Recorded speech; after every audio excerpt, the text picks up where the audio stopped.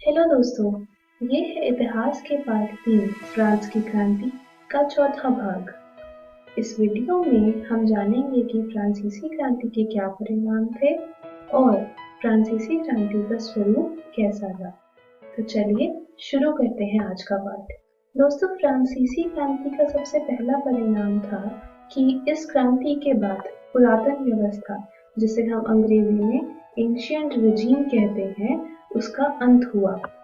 इस पुरातन व्यवस्था के अंत के साथ ही आधुनिक युग की शुरुआत हुई, जिसमें स्वतंत्रता, समानता और बंधुत्व के विचारों को प्रोत्साहन मिला। इसी के साथ साथ सामंतवाद का अंत हुआ। दोस्तों, जैसा कि हमने इस पाठ में पहले भी पढ़ा था कि फ्रांस की क्रांति से पहले फ्रांसीसी लोगों को धार्मिक और व्यक्तिगत स्वतंत्रता का अभाव था। इस क्रांति का परिणाम यह था कि लोगों को धार्मिक स्वतंत्रता मिली और फ्रांस एक धर्मनिरपेक्ष राज्य बना। इसी के साथ साथ धार्मिक क्षेत्र में बुद्धिवाद का धार्मिक स्वतंत्रता के साथ साथ व्यक्ति की महत्ता पर भी बल दिया गया। नागरिकों के मौलिक अधिकारों और कर्तव्यों की घोषणा भी की गई। समाज में जनसाधारण के बढ़ते अधिकारों के साथ साथ फ्रांस में जनतंत्र स्थापित हुआ।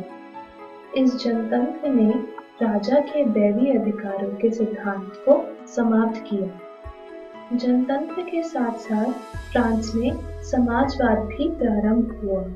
जैकोबिन्स ने सामान्य जनता के अधिकारों की रक्षा करी और अमीरों की जगह गरीबों का पक्ष लिया। दोस्तों, ये तो थे सामाजिक और राजनीतिक परिणाम।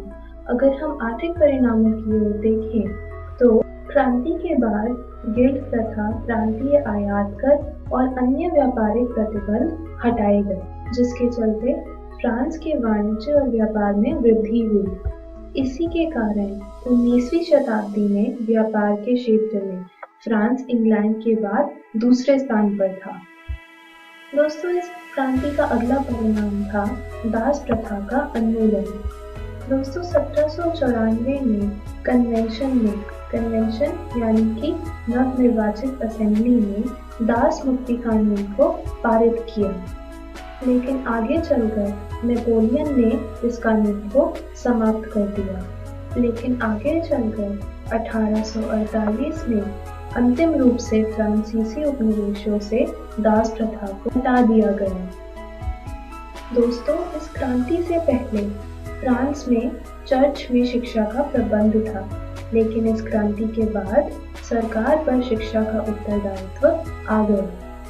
इसके चलते पेरिस विश्वविद्यालय और कई शिक्षण संस्थान और शोध संस्थान फ्रांस में खोले गए। दोस्तों, इस क्रांति के बाद फ्रांस का एक राष्ट्रीय कैलेंडर भी लागू किया गया, जिसे ऋतुओं के आधार पर 12 महीनों में बांटा गया था।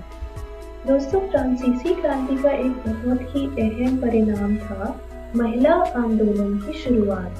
फ्रांसीसी क्रांति में महिलाएं भी शामिल हुई थी। इन महिलाओं ने the society of revolutionary and Republican women नामक संस्था का गठन किया था। अपने आंदोलन में महिलाओं ने पुरुषों के समान राजनीतिक अधिकार मांगा, लेकिन इन्हें सभी अधिकार शुरुआत में नहीं मिले। फ्रांसीसी क्रांति ने महिलाओं को उनके अधिकारों के प्रति जागरूक किया, जिसके कारण आगे चलते कई वर्षों तक महिलाओं के आंदोलन चलते रहे, जिसके परिणाम स्वरूप 1946 में फ्रांस की महिलाओं को मताधिकार मिला। दोस्तों, फ्रांसीसी क्रांति का प्रभाव सिर्फ फ्रांस पर ही नहीं बल्कि यूरोप के कई अन्य देशों पर भी पड़ा। नेपोलियन फ्रांस में सुधार के कार्य करते हुए अपने विजय अभियान के दौरान जब इटली और जर्मनी जैसे देशों में पहुंचे तो उन्हें वहां क्रांति का अग्रदूत कहकर स्वागत किया जाता था। दोस्तों, नेपोलियन बोनापार्टे फ्रांस की क्रांति के दौरान सेनापति थे और 1799 के बाद वे फ्रांस के शासक बने। चलिए देखते हैं कि फ्रांसीसी क्रांति का अन्य देशों पर क्या प्रभाव पड़ा। सबसे पहले हम बात करेंगे इटली की। दोस्तों, इस समय इटली कई भागों में बटा हुआ था।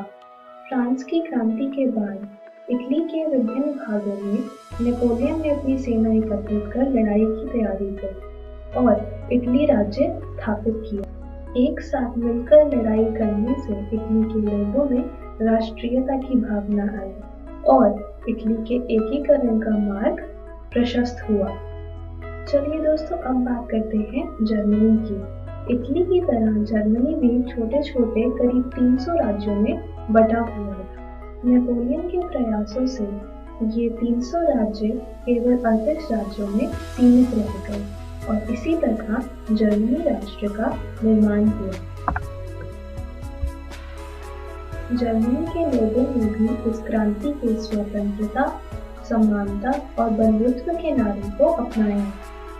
चलिए दोस्तों, अब बात करते हैं पोलैंड की। नेपोलियन ने पोलैंड में स्वतंत्रता की लहर फूंकी। पोलैंड पहले रूस, रशिया और ऑस्ट्रेलिया के बीच बटा हुआ था। नेपोलियन ने पोलैंड में राष्ट्रीयता का संचार किया और एक लंबी अवधि के प्रयास के बाद पहले विश्व युद्ध के बाद पोलैंड का स्वतंत्र राज्य कायम हो सका।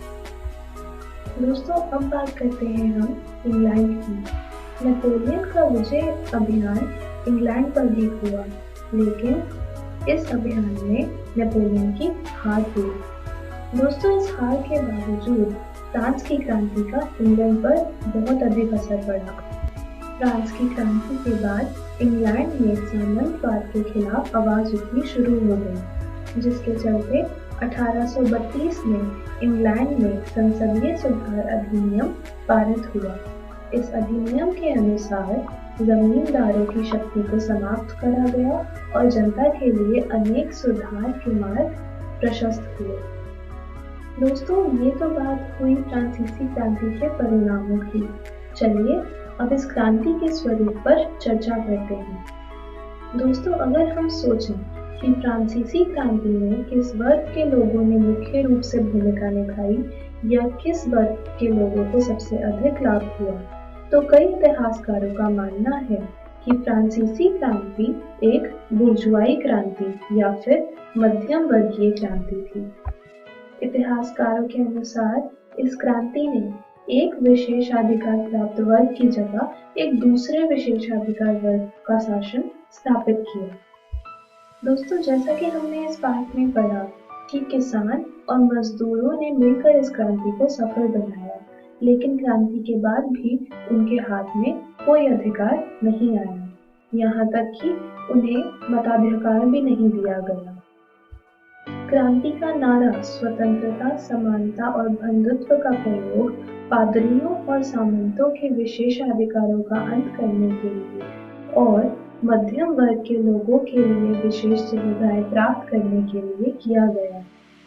देखा जाए तो सन 1789 से 1815 तक शासन मध्यम वर्ग का ही रहा। दोस्तों, इसे भी आतंक का राज्य स्थापित होने का एक कारण माना जाता है। लेकिन दोस्तों, अगर हम फ्रांसीसी क्रांति के सकारात्मक प्रभाव को देखें तो वो था फ्रांसीसी क्रांति का नारा स्वतंत्रता, समानता और बंधुत्व। इसी के साथ साथ फ्रांसीसी क्रांति ने मानव अधिकारों की रक्षा की नींव भी रखी। चलिए दोस्तों, इस पाठ में बस इतना ही। मैं आशा करती हूँ कि हमने इस पाठ में जो भी पढ़ा आपको समझ आया होगा। चलिए एक बार फिर से देखते हैं कि आज हमने क्या क्या सीखा। हमने जाना कि फ्रांसीसी क्रांति के क्या परिणाम थे, नेपोलियन बोनापार्ट कौन थे और फ्रांसीसी क्रांति का क्या स्वरूप था। दोस्तों, आप घर जाकर अपनी इतिहास की पुस्तक इतिहास की दुनिया में से पार्ट 3 फ्रांस की क्रांति जरूर पढ़िएगा। अगली वीडियो में हम इस पाठ पर आधारित कुछ प्रैक्टिस क्वेश्चंस करेंगे। धन्यवाद।